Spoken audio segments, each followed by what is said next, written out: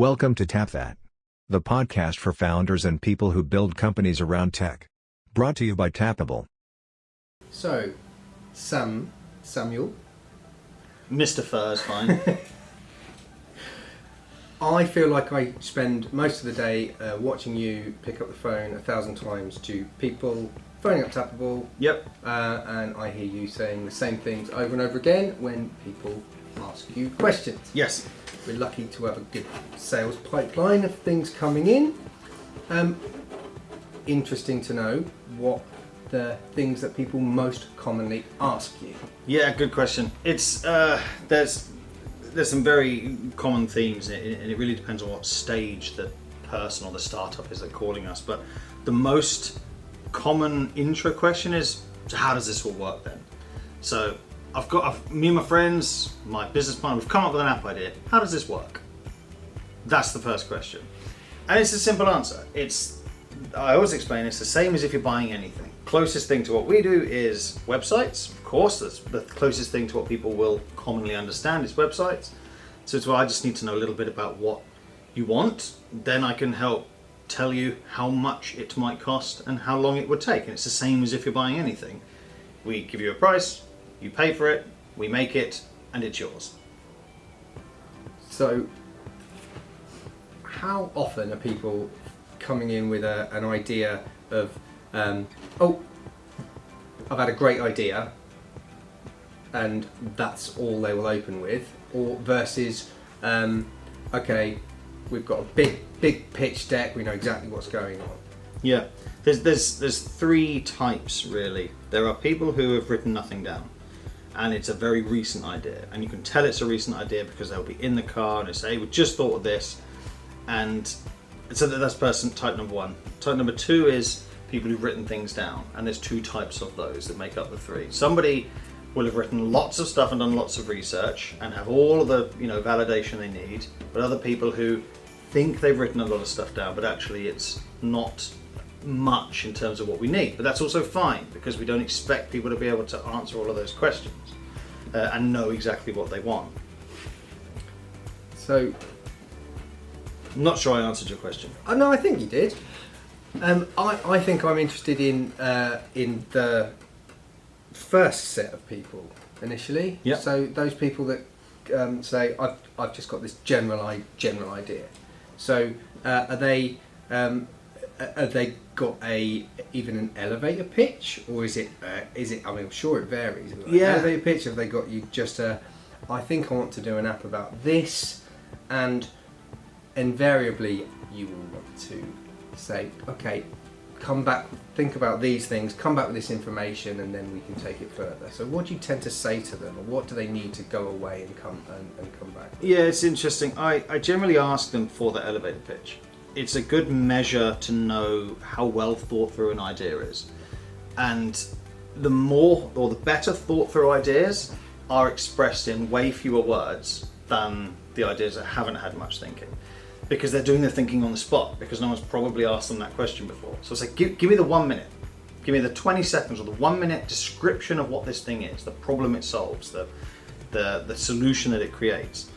And some people can answer that, oh, this is this, and they're confident in their answer, and then they let me ask the questions. Other people will start to describe the problem way before and almost validate the idea they're about to give me by giving me all the context first, and I should ask for the context. So some people will give it does this, and let me ask all the questions of why does that need to happen. But what the common thing that I always say at the end of that, after we've gone through a little back and forth, is if they haven't got anything written down in that first category of people, go and write something down. Start. Whether it's a mind map, whether it's a sketch on a wall, whether it's whatever format it takes, bullet points in an email, just the art of writing something down allows you to see something first. So you now start to question things around a question or a bullet point you've written, and but I've written that down, so what about these three things that I wouldn't have thought about had I not seen that bullet point written down?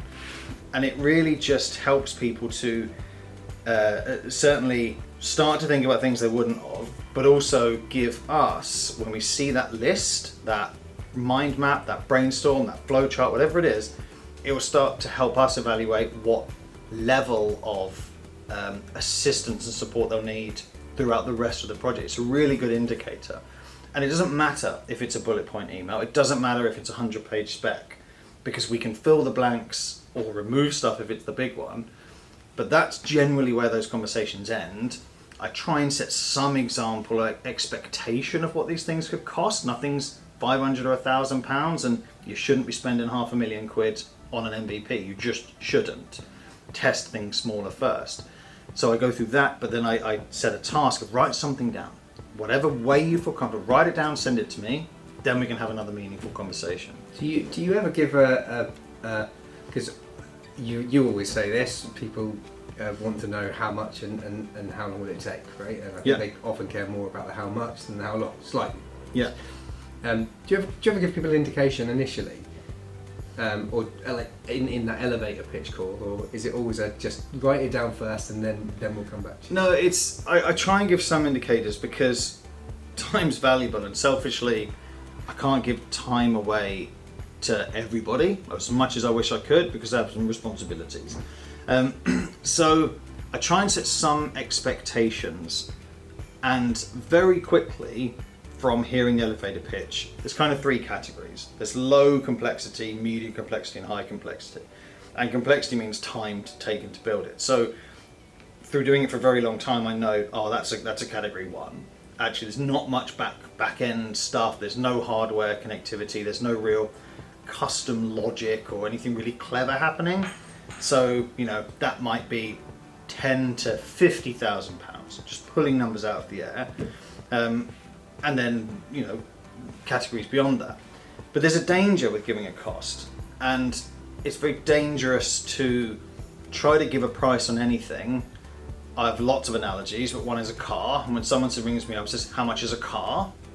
And it's got 4 wheels, like that's it. Like, well, I don't know, they can be £5,000, they can be £1 million, like, and everything in the middle. So I try to set some expectations, because I don't want people to start using their own time as well and write these big documents and they've got £2,000 to spend on a product. So I try and do some level of validation, but try desperately to avoid costs, because, which I'm sure we'll talk about another time, is, there are people that can build the same thing for £20,000, £200,000 and £700,000, and those quotes come from the same brief that someone sends out. So it's difficult because we don't want to price ourselves out. We don't want to set the stage too low, over promise, and we do that knowing we'll have to mark it up more later on. So it's a very sensitive thing to talk about cost. And actually, you shouldn't drive your startup strategy around, I've got this much money to spend. Of course, investors, accountants, business people want to know how much we've got to spend, and that business might have a budget. But don't dictate your budget. Don't dictate your product based on the cost. Like, let the correct product describe what the cost should be, and if it's too much and too high, then refine it. Don't try and spend an amount of money, because your product won't be designed to fit the solution correctly. It will be designed to fit a budget correctly, and that's not the right way to do it. I think I'm always surprised by the fact that Agile software development, right, and incrementally just build small things for a certain amount of money, your minimum viable product, get it out there in the market as quickly as possible, validate it, and then before you throw more money at it whether it was worth it and where you need to grow. I'm stunned that it's been around for so long. Well over a decade in the mainstream, and there's still so few people that still think in an old school waterfall way. I guess it's because more people have seen houses being built than have seen software being built, and they think you have to have your architectural diagrams, and you're having exactly a plan, and then that's locked in, and that's how it's done. Yeah. But I agree with you entirely. Startup strategy should be about keep your visionary thoughts. These are the things I know I want it to do, and I think that there's value, and I think this, and there's lots of inherent value in having spent all of that time in the hot tub, over dinner, when you're down the park with your kids, thinking about what this needs to do. So a lot of thinking, real value in that vision, but you don't know for sure where all the value is, and there is always a world to say, startup strategy, here's a really small chunk of my vision that has the most amount of value. Get it done and get it out.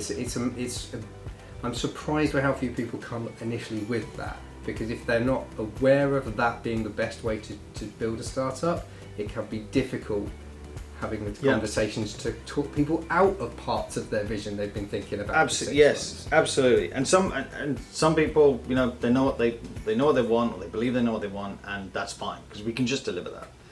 But the having seen things succeed and fail for over 10 years, there's lots of valuable advice we can give, and again, you know, you use the word agile there, and I think there's lots of people that use that word who are maybe the wrong choice of words now, but underqualified to, or they don't have the explanation because it's something they'll read online or hear or see a little LinkedIn post of a few sentences. Oh yes, we work in Agile, but actually the essence of Agile has almost been forgotten in most cases. It just has. Most people say Agile and they're not. And I think the vision, somebody having a vision is absolutely important. You've got to, right? Otherwise, what are you doing? You know, you need to have that vision, but then just work with somebody who's experienced in launching products, marketing, and technology to just put those steps into place. We're working with, or potentially working with a client who's attacking a problem in the football space at the minute, and mental health around young footballers and stuff like that. And actually, where it's looking like their MVP product going to be isn't even touching that part of the vision. There's no play of that. But actually, where we've landed on a strategic product strategy level is we need people within the industry that we're after. We want football clubs and teams and managers and coaches and parents running small clubs to know this brand, get familiar with this brand, and get people using this brand, and then layer in the visionary stuff after. So even when someone has a vision, it's not always necessarily the right thing, and I probably know more cases where the vision on day one isn't where the product even ends up when it's successful. No one knows where the pivot points are. Exactly, and in these inflection points, like, you know, the big examples, Netflix DVD rental, right? Their vision was for everyone to have a Netflix DVD in the post, right? Mark Zuckerberg, this was a university campus thing, just a profile page. No one knew that this was where it's going to be, and these weren't their visions. So it's important to have a vision, it's important to figure out what your vision is, it's important to describe your vision in lists of things on paper, but it's also important to get experts of multi-disciplines, marketing, because if you can't get customers to your product and you can't generate revenue from your product and you can't onboard customers to your product, then you don't have a product. So you need, and that's a marketing function, financial function. Can this thing ever make money? Is there a strategy to exit? Do we need to raise money? How are we going to fund it? All of that. So how are we going to maintain its upkeep? All of that stuff. Technology. There's right, wrong ways to do things. There's big and small ways to do things. There's correct and non-correct ways. There is scalable and demonstrable ways to do things. You don't build a platform for 1 million users. You build it for 10,000, then you build it for 20,000, then you build it for 100,000. So you need those expertise in, and I think exactly to your point, lots of people when they start to talk, when they have a vision, and they're not from this world, there's an education that we have to go through as suppliers with those potential customers to educate them on all of these practices and all of these ways of thinking, and uneducate them from ways that they've seen other people do it, because it's not the same for everybody. There's a certain stage which changes even for us. People have to educate us on this subject as well. So it's, I forgot what your initial question was. No. I think you've nailed it. And the just circling back to the you can't come and link and have your startup with a budget controlled fixed price to do or budget led to get your product or do product strategy. I'm sure a lot of startups have no choice but to do that. But the way to do that, to risk mitigate that, is to come and say we have a £70,000, £100,000. That's what we've got to build a thing. So great, then build a thing that for that, and some of the things that you have been dreaming of because you're emotionally attached to just might not be in that. But we can it might not be, but they'll definitely, you can always build a product for a certain floor price. You want to Yep. do a product that means that you can get something out in the market as Yeah. quickly as you can. And things like with the marketing point, will people use it? Like, answer that question as quickly as you can. Yeah. And the reason that they won't use it is not going to be the 3, 4, 5, 10 features that you've had your heart set on. That's not going to be the difference. No, because guess what? Nobody gives a crap about you or your idea. No one does. Your customers, I mean, they don't give a shit. They literally don't care. They care about are you making my life easier? Are you solving a problem for me? Are you making my life better? That's it. Like, people, I read a really good piece ages ago called People Don't Buy Products, They Buy Better Versions of Themselves. And that's, if you shape your product around trying to make somebody better, they don't care about you, how you got there, the 10 features that aren't relevant to them. And you also don't need to build to validate that stuff. You can validate it from, there's a term, design sprints, really awesome, great concept. And it's all about testing, validating early, like within days. There's no code written, there's nothing. It's a fantastic process to go through, but the end result is you've spoken to some people who've seen a potential mock-up of what your product is, and there is some science, don't quote me on it, and I can't remember who wrote it, but 80% of all your major problems are discovered by your first 5 users. So show it to 5 people. Work through the core user journey that solves the biggest problem in some screens, things they can touch and click, and then just ask people, just go through that, does that solve your problem? And they will identify your biggest, 80% of your issues. So you're validating, so if you've got 50, 100, 70 grand, whatever, to spend on that MVP, like, you can do some validation before that. Like, and all you're looking for in those early stages is, should we just can the idea? Should we just kill it quick and move on to the next one? And you don't need everybody to say, this is the best thing in the world, the most amazing thing, this is going to make my life everything I've dreamed of. But you just don't want all of them to shit on it. If the majority don't shit on it and say, what the hell is this? Like, well, this is just absolute rubbish. I do that over there, I use this over there, why would I do it? You don't get them. You get generally positive or less negative, and it's a good indicator. Or possibly understand where people find value in the product. If there's 4 key features and you're thinking that one's your lead and the other 3 are sort of background bolt-ons, and everyone flocks towards the other one, then you can drive your development strategy, put your money where it's going to be most valuable in your product. Exactly. And you've got to be really careful of doing things that you like designing features, designing solutions for you and for the 2 or 3 people that you've brought in your inner circle of this product. Like, we really want this thing. What? Who cares? Like, respectfully, who cares if you want it? Is it what everybody else wants? Because ego is a big player in those scenarios, but it's also a massive killer. I'm put in mind of how regularly, because you do the front end sales stuff, and I'm involved in the analysis and fleshing out ideas. People have got this passionate vision behind things, and it's the amount of times that people will, of course, this is great that they do their own competitor analysis, like what else is out there on the market, but they're often comparing what they are going to build for their vision with things that are already established and have had a great deal of money thrown at them. And they will come through with things implying that this specific way to log into the app that I've seen on my favourite other competitor apps that is actually way more complicated and non-standard than just getting something like that's really important because we have to compete with this thing. As if the login process is going to be the difference of success or failure. Like, just save your beans. Like, literally. Just don't, just forget about that stuff for now. Have it as an aspiration for a product once you've got it out and validated in the market. Because once you've validated it, you take some comfort in that because you know you're onto something. B, like, it's not difficult to raise money, like even pre-revenue, but a validated product. So you can do all of that stuff later. You can polish up your login and onboarding anytime you want. Just those day one is just get people doing the thing the product was designed to do, the valuable stuff. Just, like, who cares that a logo animates in the screen? Like, who cares? Nobody. I tell you who cares, the designers. Right? The designers, the founder that just wants a shiny thing, right? And that's fine. It's great to have those aspirations, and you should. But you should also, that's the compromise that you need to make just early, like super early. And that's the difference between successful stuff or not. It's just getting something out as quickly as possible with some validation up front through surveys, design sprints, whatever it is. Get something out, get it tested, and add all of that polish afterwards and all of that refinement. Because you'll have data, you'll have real users.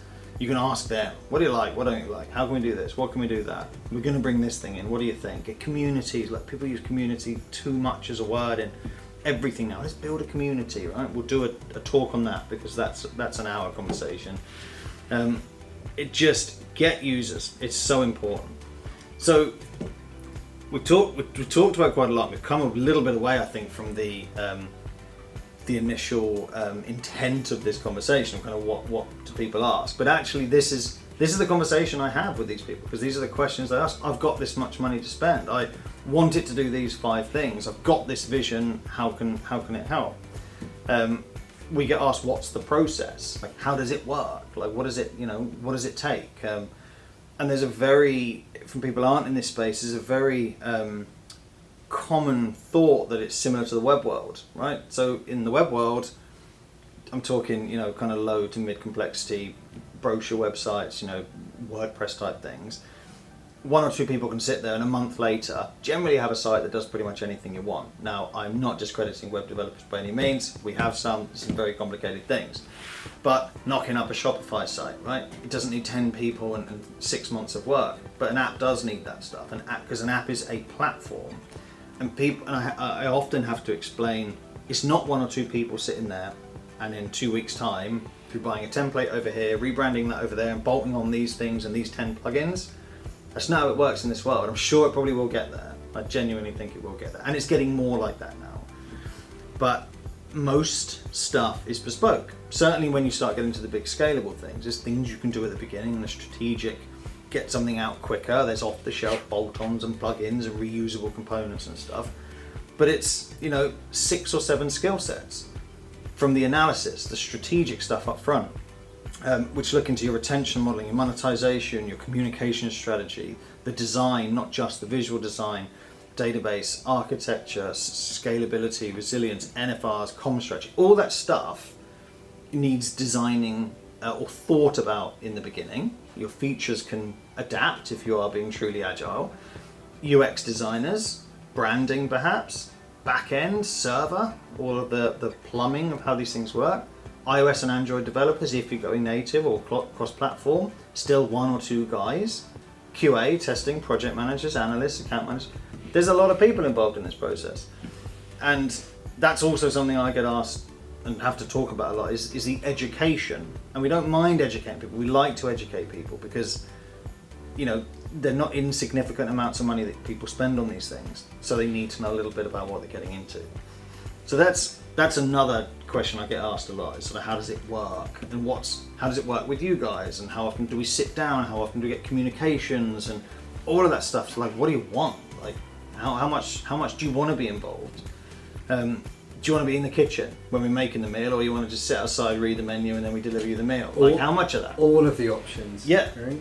Come to us with here's a fully spec'd out thing, build that. We'll filter out things and give advice where you want it. Yep. Don't just have an idea. Then we have options of, do we spec all these things out now to drive uncertainty out of it early, so we can protect your budget for the rest of it? Or do you think, no, I don't care about the details too much, as long as it works generally like this, just do it? And that's actually really powerful as well. If people don't want or need to sweat the small stuff, we trust you as experts, great, let's just start building. Yeah, that's really powerful. It needs a lot of trust, but it's really powerful. A great way to protect limited budgets as well. Yeah, absolutely. Yeah, it very much so. And I think it's telling of which software agency you use, because if somebody has a fixed process of how does it work once we've signed off what we're building, or signed off loosely what we're building, I think if someone says, this is it, you get 1 email a week update, and we'll have a 1 half-an-hour call a week, like, you're fitting into them, they're not fitting into you. Like, we have some clients that sit on daily calls with us, 15 minutes every day, and with a whole team, engineering team, and they're here and they listen and they hear all the problems, because it's software, there's problems, they hear all the good stuff. So I think when you're looking for a software team to develop an app or something, or whatever software you want, I think it's a bit of an indicator as well, because we're transparent, and everybody should be transparent, but not everybody is transparent. So it's a good sign, it's a good indicator of, you know, how transparent they'll be with me. Are they going to let me sit there and listen to them talk every day during their own? And actually, most people say no. I really just don't want to be involved. Want it. Yeah. I'm not interested in it. Great piece of advice though, like picking your development agency. Just even if you know you're not going to, just say, yes. Is it okay if I sit in there all of the daily stand-ups? Yeah. Because if they're not having daily stand-ups, that project is going to overrun and be an absolute dog's dinner. And if they do have them, they say, "Oh yeah, but we really." I can understand them saying, an agency saying, like, "Give us a couple of weeks. Like, let's get the team settled so that they don't poo themselves knowing that the client's going to be there." But ultimately, the answer should be absolutely come in, warts and all, in the trenches. Yeah, it's super important. Yeah, big piece of advice. At least, like you say, see, can I do it? Well, even if you don't have the intention of. I wouldn't. I'd get too involved. Yeah, I'd end up leading it, ruining it. I have to trust you. I have to trust you. Yeah, and then all fault would lay at my feet why my own project didn't work. Just circling back to the top then. So, like, advice for anybody that's coming up with an idea, like, even if it's just something from the pub and you've got so much money you don't need to care. Look, I want a general idea. Just spend some time writing some things down. Yep. Draw yourself a little mind map. Yep. Even sketch out on a bit of paper or a beer mat some screens if that's what matters to you. Write everything down from the perspective of the people using the product. Great. What are you doing it? What are you doing when you've got this thing? When this thing's done, it's in my hand. What am I doing with it? Well, I can do this. I can do that. I can do this. Just write those things down. So even if in initial approach to an agency, you're not sending those things across, but you know, by all means do. At least then it's, you know, the act of writing things down and specking things out. It cements it in your head, so you can at least talk about it on that call to give an idea, to help the indicative price come out, which is what you want from an intro call. Yeah. And then the other piece of advice for the next step of the process is, let's degenerate it down to don't be scared of segmenting up your budget into smaller incremental deliverables and thinking, but that doesn't guarantee me getting all of the things I want for my limited budget, because the reality is you won't get all of the things you want for your limited budget. You may be able to, but will they perform the way you want them to? Probably not. Oh, there's always ways. There's always ways. The invisible costs. Yes. Just doing things without unit tests. The out of sight compromise. Yeah, all of that stuff. Yeah. So so be comfortable with doing it. Be comfortable with taking some of that budget and doing a design sprint or putting it on some analysis, so that you can take away that analysis that you can take to other agencies or sit on it for 6 months while you're trying to drum up some more investment or anything along those lines. And then when you get to the build phase, don't be concerned about also doing less. Yeah, in fact, you should be encouraged to do less, because there is value in proving smaller pieces of a bigger picture.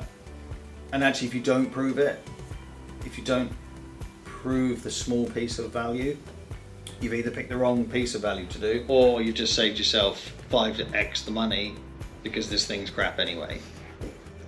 So yeah, that's absolute golden advice. Good shout. Cool. All right. Good chat. Good chat. Tap that. Tap that. Tap that. Cool. Until next time.